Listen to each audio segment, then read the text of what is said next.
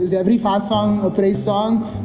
Is every slow song a worship song? Like, why do we do this? I don't know. Even I started somewhere along the way.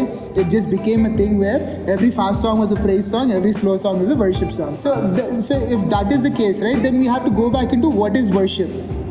According to the word itself, it comes from this old English term like worthship, like when you're giving certain worth to something, right?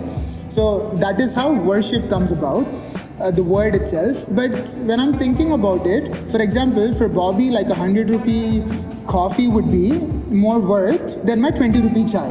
But for me, that 20 rupee chai is so much more worth than his, because I'm not a coffee person.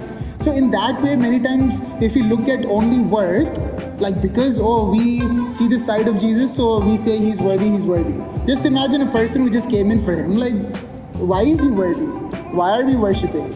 So worth is very individual. If you look at it, coffee is more expensive.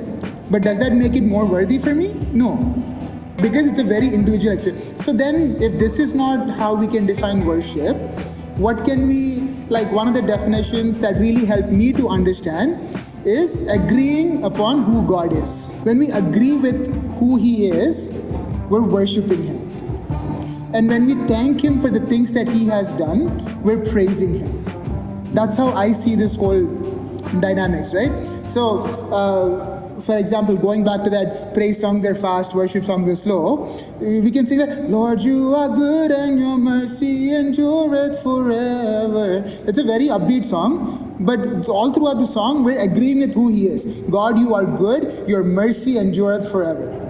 Okay, so it's a very worshipy song, but it's just happened to be a upbeat worship song, right? And think of I thank God, for example, this week, like you picked me up, you turned me around. So it's a very upbeat, but we're talking about what God has done for us, and we're thanking Him for thank God. Like we're basically thinking of what He has done for us, and we're thanking Him, so we're praising Him. So worship doesn't change no matter what. Sometimes it's hard for us to praise Him because we're not exactly seeing Him picking us up and making us stand on the solid ground. But worship, He still remains to be good. Like even if I feel it or not, He still remains to be faithful. Understanding these things, right?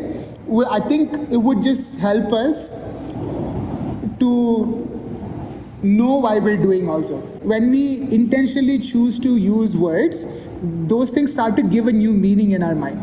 So I don't know, hopefully, does these definitions make sense about like worship and praise and stuff, right? So the reason I was even wanting to share that, because maybe going forward we can start thinking like intentionally, like maybe I know we're used to saying, hey, let's just do a praise song, which naturally means a fast song, but let's be intentional of like what are we saying? When I say let's do a praise song, what am I communicating with that? Let's do a worship song, what are we communicating with that? Just things to keep in mind as we go forward. Maybe words we can incorporate into our normal talking and all that stuff.